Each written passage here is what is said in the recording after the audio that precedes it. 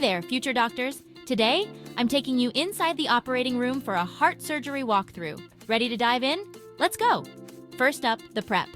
Before any incision, the patient gets prepped with anesthesia to ensure they're comfy and pain-free during the procedure. Once that's done, it's time for the incision. Surgeons carefully open the chest to access the heart.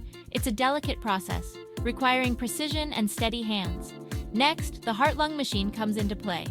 This incredible device takes over the heart's pumping action and oxygenates the blood. It allows the heart to be still and blood-free during surgery. Cool, right? Now to the heart of the matter, pun intended. Depending on the issue, surgeons might perform a bypass, valve repair, or even a transplant. In a bypass, for instance, they graft a blood vessel from another part of the body to reroute blood flow around a blocked artery. It's like creating a detour on a busy road. Valve repairs are equally fascinating.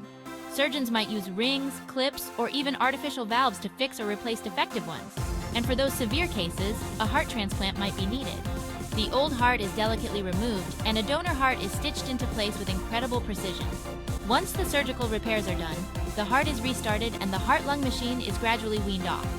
This critical moment ensures the heart is pumping efficiently on its own. Surgeons then close up the chest, and the patient is moved to recovery for monitoring. Heart surgery is a marvel of modern medicine. Each step, carefully orchestrated, saves lives and restores health. Remember, it's not just about technical skills, it's about compassion and care for every patient. So that's a wrap on our quick tour of heart surgery. Keep studying, stay curious, and one day, you'll be the one on the other side of the operating table. Thanks for watching, and don't forget to hit that like button and subscribe for more medical insights. Until next time, stay inspired and keep learning.